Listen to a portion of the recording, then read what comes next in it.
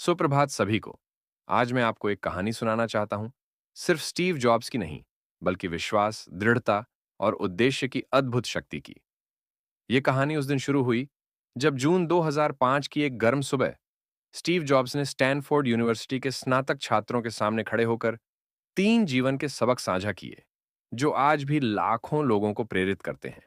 आइए, मैं आपको उन सबक के माध्यम से ले चलता हूं और शायद हम मिलकर कुछ ऐसा खोज लें जो हमारे जीवन में बदलाव की चिंगारी जला दे। सबक एक, डॉट्स को जोड़ना। स्टीव का पहला सबक डॉट्स को जोड़ने के बारे में था। उन्होंने बताया कि कैसे कॉलेज छोड़ने के बाद वे खोए हुए और अपने भविष्य को लेकर अनिश्चित महसूस कर रहे थे, लेकिन उन्होंने अपनी जिज्ञासा का पालन किया और कैलीग्राफी क्लास में दाखिला लिया।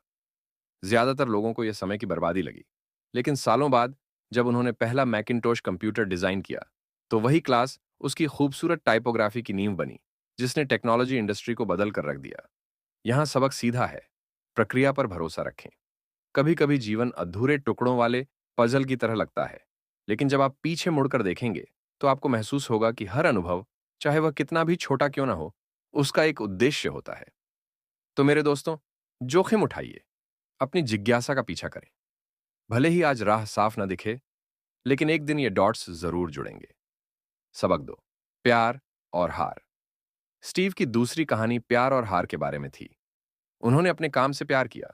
उन्होंने एप्पल को शून्य से शुरू किया, लेकिन 30 साल की उम्र में उन्हें उसी कंपनी से निकाल दिया गया जिसे उन्होंने बनाया था। यह सार्वजनिक अपमान था, एक ऐसा क्षण जो किसी को भी तोड़ सकता था। लेकिन स्टीव ने हार नहीं मानी। उन्होंने फिर से शुरुआत की, नेक्स्ट टर्न पिक्सर की स्थापना की। पिक्सर ने दुनिया की पहली computer animated film toy story बनाई और मनोरंजन उद्योग में एक बड़ा नाम बन गया। और अंततः एप्पल ने उन्हें वापस बुला लिया।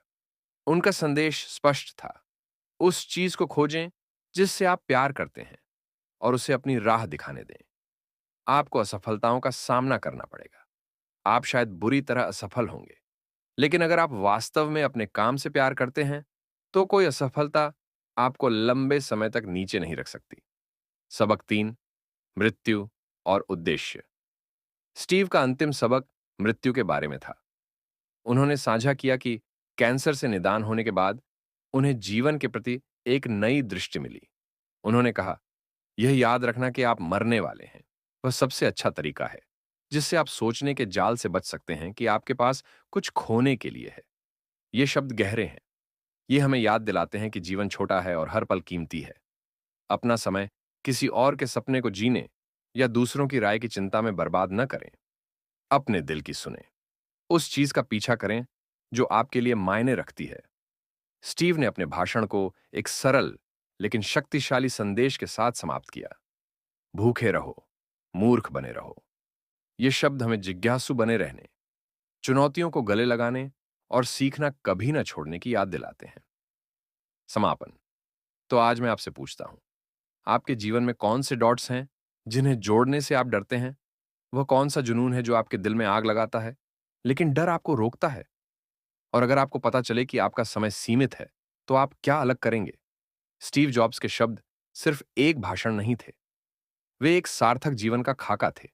एक ऐसा जीवन जहां हम अनजाने पर भरोसा करते हैं, असफलताओं से लड़ते हैं और ईमानदारी से जीते हैं। जैसे ही आप यहां से जाते हैं, मुझे उम्मीद है कि आप उनका संदेश अपने साथ ले जाएंगे।